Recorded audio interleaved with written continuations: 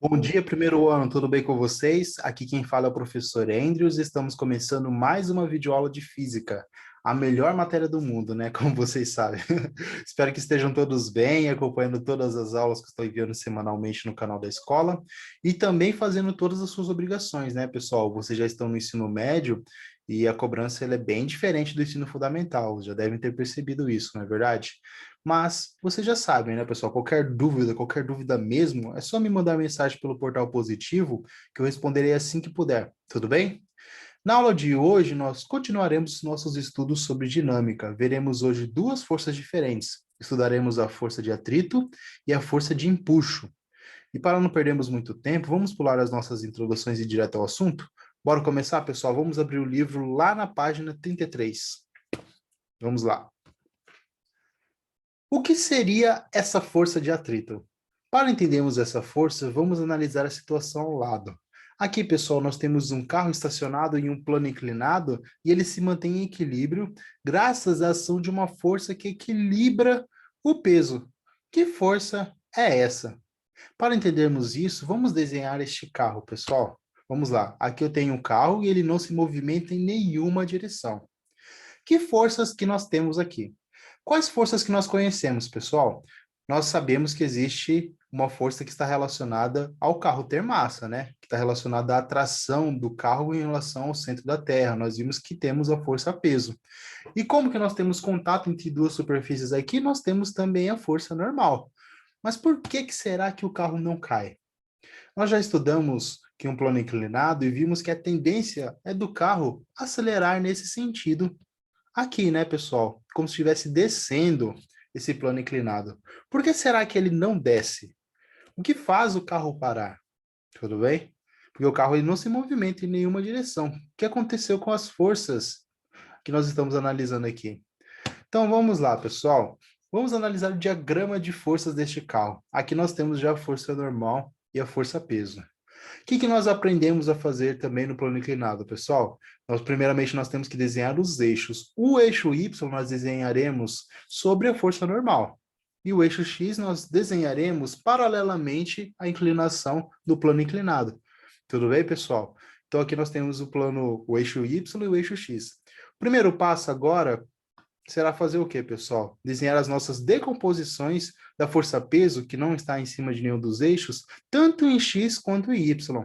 Os mesmos passos que nós fizemos quando trabalhamos com plano inclinado, tá, pessoal? Então, aqui nós temos o PY, que é a decomposição da força-peso em Y, e temos o PX, que é a decomposição da força-peso em X. Beleza? Agora vamos tentar caracterizar as forças que temos aqui, pessoal, aplicando as leis de Newton. Primeiro, quais forças que nós temos em Y? Olha, nós sabemos que a força resultante é igual à soma das forças aplicadas no corpo nesse eixo. No eixo Y, eu tenho apenas duas forças. Eu tenho a força normal, aqui igual vocês podem ver, e tenho a força PY, as únicas que estão sobre o eixo Y. Se eu considerar que tudo que está para cima é positivo, eu posso falar que a força resultante é igual a normal menos PY. E eu vou chamar isso daqui de equação 1, tá, pessoal? Essa será a nossa primeira equação. Beleza? Nós vamos relacionar com uma outra equaçãozinha aqui. Agora vamos aplicar a segunda lei de Newton. Pela segunda lei de Newton, a força resultante é igual a massa vezes a aceleração. Só que aqui, pessoal, o carro ele não se movimenta nem para cima e nem para baixo. Ele não se movimenta no eixo Y. Então, a força resultante é igual a zero. Agora, nós podemos relacionar a primeira equação com essa segunda equação, porque as duas representam a força resultante. Se a força resultante é igual a normal menos PY e a força resultante é igual a zero, eu posso falar que a normal menos PY é igual a zero. Neste caso aqui, nós temos que a normal é igual a PY. Ou seja, pessoal, eu tenho uma força que está nesse sentido, eu tenho uma força que está no outro sentido com a mesma intensidade. Ou seja, a força resultante é igual a zero. Isso nós já aprendemos, né, pessoal? E como que o carro ele não se movimenta em X, ele também deve ter a mesma configuração aqui em X, né, pessoal? Deve existir uma outra força para balancear esse PX. Vamos analisar aqui, ó. Como que ficariam as forças em X? Nós vimos que para o carro se manter em equilíbrio, deve existir uma outra força com sentido contrário, com o mesmo módulo dessa força Px para que eu não tenha um movimento. Essa força que nós chamaremos de força de atrito. Vamos calcular ela então, pessoal? A força resultante, nós sabemos que é igual à soma das forças aplicadas no corpo, tudo bem? Mas aqui, ó, se eu considerar que tudo que está nesse sentido em x é positivo e tudo que está nesse sentido é negativo, eu tenho que a força resultante é igual à força de atrito menos o px, a decomposição do peso em x. Agora, pessoal, nós sabemos que o carro ele não se mexe, né? Ele está parado. Então, pela segunda e primeira lei de Newton, nós temos que o quê, pessoal? Que a força resultante é igual a massa vezes a aceleração. Então, a sua aceleração é igual a zero. Sendo assim, a sua força resultante é igual a zero. Agora, podemos combinar essas duas equações que nós temos da força resultante e chegar à seguinte conclusão, pessoal. Que a força de atrito é igual a Px. Ou seja, a força de atrito tem a mesma, o módulo, né, no caso da força de atrito, é igual ao módulo da força Px. Elas se balanceiam aqui. A resultante no eixo x é igual a zero. Quer dizer, então, que a força de atrito tem o mesmo módulo, mesma direção em sentido oposto a essa decomposição da força-peso em x. Para que o carro permaneça em equilíbrio, a força de atrito deve ter módulo igual a componente do peso em x. Agora nós podemos definir a força de atrito. A força de atrito é uma grandeza vetorial que surge quando há deslizamento ou tendência de deslizamento entre um corpo e uma superfície de apoio. A direção da força de atrito é paralela à superfície. Ou seja, pessoal, ela sempre será paralela à superfície de contato dos corpos e tem sentido oposto ao deslizamento ou tendência de deslizamento. Por exemplo, aqui eu tenho o carro, pessoal, a força que impede o deslizamento do carro na ladeira é o que nós chamamos de força de atrito. Percebe que ela está paralela à superfície, pessoal, de contato entre os corpos? Então, ela sempre será dessa forma, tudo bem? E ela tem sempre sentido oposto ao deslizamento. O deslizamento está nesse sentido para cá. Então, a força de atrito estará no sentido contrário. Tudo bem? E ela é representada por F de AT e pode ser uma, como por ser uma força, ela é medida em newtons, tá, pessoal? E ela surge sempre que há deslizamento ou tendência de deslizamento entre um corpo e uma superfície de apoio. Beleza, pessoal? Aqui nós temos alguns exemplos e aplicações ou fenômenos da força de atrito. Ó, por exemplo, ao caminhar, a força de reação do solo sobre os pés é uma força de atrito, empurra o nosso corpo para frente. Então, nós utilizamos a força de atrito para andar. Entenderam? Se nós andarmos, por exemplo, em cima do gelo, é diferente de andar no asfalto, né, pessoal? Então, a força de atrito ela está diretamente ligada com a nossa capacidade de andar. Outro exemplo aqui, ó, nós temos que a força de atrito pode direcionar corpos para o centro do movimento, fazendo-nos descrever uma trajetória curvilínea. É uma força que também está ligada com a forma de como que nós conseguimos fazer uma curva no carro, por exemplo. E também aqui, ó, pessoal, olha, que quanto maior a velocidade de um corpo em fluido, maior a força de arrasto. Aqui nós podemos ver que a cauda do cometa, ela só aparece devido à força de atrito do cometa, né, em relação às partículas da nossa atmosfera. Tudo bem, pessoal? Agora vamos para a classificação da força de atrito.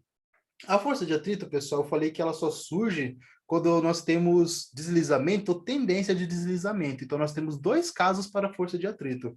E essas forças, esses dois casos, eles podem ser separados em dois tipos de força. Nós temos a força de atrito cinético e a força de atrito estático. Agora, vamos definir essas duas forças de atrito, começando pelo cinético, pessoal. Aqui, pessoal, como que nós determinamos, né, o atrito cinético? O atrito cinético é a força que atua quando uma superfície desliza efetivamente sobre outra. Ou seja, pessoal, o atrito cinético, como o próprio nome diz, né, cinético está relacionado com velocidade, ele só aparece quando está em movimento. Se eu tenho uma caixa em movimento aqui, pessoal, eu tenho uma força de atrito cinético, aqui vocês estão vendo, aqui ao lado, que acaba fazendo o quê, pessoal? Diminuindo a velocidade do meu objeto. Entenderam? Então, a força de atrito depende, além de outros fatores, das condições e características dos materiais que estão em contato. Conseguem ver aqui nesse zoom que nós temos, pessoal? Pessoal, nós temos, olha, a superfície da caixa e a superfície do chão. Conseguem observar aqui? Então, o atrito cinético, né, qualquer movimento, né, que tenha relação de atrito, vai depender de como que estão em contato as duas superfícies. Beleza? E a grandeza relacionada a esse índice de aderência é o que nós chamamos de coeficiente de atrito. Então, pessoal, nós podemos ver que o atrito ele depende exclusivamente das imperfeições das duas superfícies. Quanto menor for a imperfeição de uma delas, menor será o atrito entre elas. E o que define essa imperfeição é essa grandeza que nós acabamos de conhecer, que é chamada de coeficiente de atrito cinético. E ela é dada por essa letra aqui, ó, Mi, C. Esse U meio estilizado significa Mi, tá, pessoal? Que é uma letra grega. Beleza? Estamos falando de contato entre duas superfícies, né? O que será que define essa obstrução de movimento das superfícies? Nós já vimos uma força que relaciona esse contato, não é? Ou seja, pessoal, fisicamente, o que define a compressão entre duas superfícies é a força normal. A força normal não era aquela força que nós aprendemos que ela só aparece quando temos contato entre duas superfícies? E ela está ligada com o atrito cinético, pessoal. Analise este exemplo da figura. Se eu tenho uma caixa em uma superfície, que seria esse primeiro caso que nós vemos aqui. Tudo bem, pessoal? A compressão entre a superfície forma um certo espaço entre elas, que vocês podem ver que seria esse Dzão. Beleza? Se eu colocar agora uma outra caixa em cima desta caixa, pessoal, a distância entre as superfícies, ou seja, a compressão, aumentará. Conseguem ver aqui, pessoal, que nosso Dzinho, a distância entre as superfícies, diminuiu? Se eu coloquei uma caixa em cima da outra. O que nós aprendemos, pessoal? Se eu aumentei a massa, eu aumentei a ação da força-peso sobre a superfície. Então, quer dizer que a força normal aumentou. Então, a força de atrito ela tem que estar relacionada, além com o coeficiente de atrito que nós vimos no slide anterior, também tem que estar relacionada com a força normal. Entenderam? Então, nós note que o coeficiente de atrito, o coeficiente que aqui vemos, né, é o coeficiente de atrito cinético, tá, pessoal? Ou seja, pessoal, nós temos aqui que a força normal, ela é dada pela multiplicação do coeficiente de atrito, que está relacionado ao quanto as superfícies, elas são, estão em contato em uma com a outra, né? E também em relação à normal. Depende da força que um certo objeto aplica sobre a superfície do outro. Entenderam, pessoal? Então, a força de atrito, aqui está a nossa fórmula. A força de atrito cinético é igual a μc, que é o coeficiente de atrito cinético, vezes a normal. Note que é o coeficiente que vemos aqui, o atrito cinético, tá, pessoal? Então, nós temos objetos sendo arrastados por uma superfície, beleza? Então, aqui, ó, pessoal, a força de atrito, ela depende diretamente da força de compressão entre suas superfícies. E essa força é que nós conhecemos como normal. Então, não se esqueçam, aqui está a fórmula da força de atrito cinético, μc vezes N. Agora, vamos determinar, pessoal, o atrito estático, né? Como que nós vamos fazer isso? Vamos analisar uma situação do dia a dia. Considere uma pessoa empurrando um armário de lugar. O movimento, né, para que ele empurre esse armário, ele foi dividido em diferentes ações de forças, tá, pessoal? E cada uma delas foi representada em uma situação. Eu tenho aqui a situação A, que ele está em repouso, situação B, que o armário ainda está em repouso, situação C, que o armário ainda está em repouso, temos aqui a situação D, que está em iminência de movimento, e na situação E, o armário ele já começa a se movimentar. E na situação F, o armário continua o seu movimento. Nós vamos analisar o que seria o atrito estático e aonde que ele aparece. Eu já dei uma dica para vocês, eu falei que ele está relacionado com a tendência de movimento, então ele está relacionado com a iminência do movimento. Mas nós vamos ver isso passo a passo, tá, pessoal? Vamos analisar cada uma das situações. Temos aqui a nossa primeira situação. O homem, neste caso, ele está simplesmente olhando para o armário. Então, ele não aplicou nenhuma força para movimentar o armário, ou seja, há somente forças verticais sobre o armário. Existe somente a força normal e a força peso sobre esse armário. Mas ele não está aplicando nenhuma força nesse sentido, né, pessoal? Então, só tenho forças verticais. Na situação B, a pessoa realiza uma força, mas o guarda-roupa permanece em repouso, mesmo apesar de estar sendo empurrado. Logo, a resultante no eixo horizontal é nula, pois não tem movimento, pessoal. Ele está empurrando, só que ele não aplicou uma força suficiente para movimentar o armário. Então, a força resultante nesse sentido aqui ainda é igual a zero. Sendo assim, pessoal, posso falar que a força de atrito estático, que seria essa força que nós estamos analisando agora, lembre-se, pessoal, estático, pois não está em movimento, é igual à força aplicada. Ou seja, a resultante das forças é igual a zero, então a força de atrito estático é igual à força aplicada. Entenderam, pessoal? Aqui apareceu a força de atrito. Se eu empurrei o armário não se movimentou, quer dizer que eu não consegui ainda aplicar uma força maior do que a força de atrito máxima desse armário. Entenderam? Então vamos analisar agora a situação C. Na situação C, o homem ele empurra o armário com mais forças. Conseguem ver aqui, pessoal, que essa força da situação B é menor que a força da situação C? Porque o vetor é menor, né? Então, nesse caso, ainda não tem nenhum movimento. Sendo assim, pessoal, a resultante das forças ainda é igual a zero. Note que ele aumentou a força e a força de atrito estático também aumentou. Ou seja, pessoal, aqui, ó, nós podemos analisar nos dois casos, da situação A e da situação B, conforme a força foi aumentando, a força de atrito também aumentou, porque se o corpo não se movimentou, a resultante das forças no sentido horizontal ainda é zero. Então, quer dizer que a força de atrito estático ainda é igual à força de aplicação. Tudo bem, pessoal? Agora, estamos na situação D. O homem ele aplicou uma força com maior intensidade e o armário entra em iminência de movimento. Ou seja, ao aumentar o módulo de F em certo instante, o guarda-roupa ficará prestes a se movimentar. Nesse momento, a força de atrito estático terá atingido seu valor máximo. Guarde bem isso, tá, pessoal? A força de atrito estático é máxima na iminência do movimento. Todo objeto em contato com o outro tem um atrito cinético máximo, que servirá como barreira para movimentar o objeto sobre a superfície. Então, o que aconteceu aqui, pessoal? O homem ele começou a empurrar o armário. Aumentou sua força, o armário não se movimentou. Aumentou sua força, o armário não se movimentou. Chegou um certo momento que, se ele aumentar um pouquinho mais a sua força, o armário começa a se movimentar. Nesse caso, nós falaremos que a força de atrito estático máximo é nesse ponto, quando ele está quase se movimentando.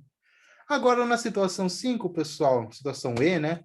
Qualquer força maior que a força de atrito estática máxima fará com que o guarda-roupa se mova. Então, ele aplicou uma força um pouquinho maior do que a força na situação D. O armário começou a entrar em movimento. Olha o que aconteceu, pessoal. Eu tinha força de atrito estático, agora virou cinético, ou seja, o meu armário começou a se mover, porque o cinético só aparece quando nós temos movimento. Agora, deslizando sobre a superfície, o atrito que age sobre ele deixará de ser estático, passando a ser do tipo cinético. Na situação F, o objeto ele está em movimento e o valor da força de atrito cinético permanecerá constante. Tudo bem? E essa força de atrito cinético somente vai tirar o valor da força resultante. Tudo bem, pessoal? Então aqui, ó, nós temos que a força de atrito cinético é igual a μc vezes n. Independe da velocidade.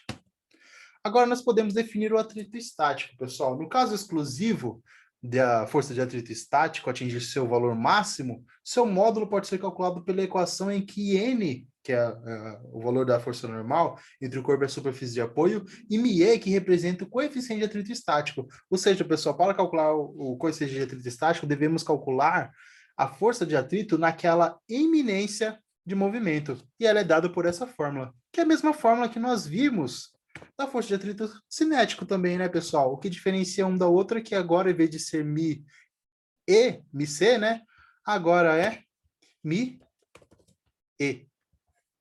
Tudo bem? Ah, e é bom vocês saberem que o coeficiente de atrito estático é maior do que o coeficiente de atrito cinético. Tudo bem? μe é maior que μc. É a mesma fórmula, pessoal, só que para casos diferentes. μc você vai utilizar quando estiver em movimento, μe você vai utilizar quando estiver em iminência de movimento. Por fim, agora podemos definir a força de atrito no geral, tanto para estático quanto para cinético. A força de atrito sempre será μ vezes n. O que vai alterar? Se for estático, vai ser μe. Se for cinético, vai ser μc. E ela sempre será paralela à superfície de contato. E também oposto ao deslizamento ou tendência de deslizamento entre as superfícies. É assim que nós definimos a força de atrito estático. Tudo bem, pessoal? Agora a gente vai para a força de impulso.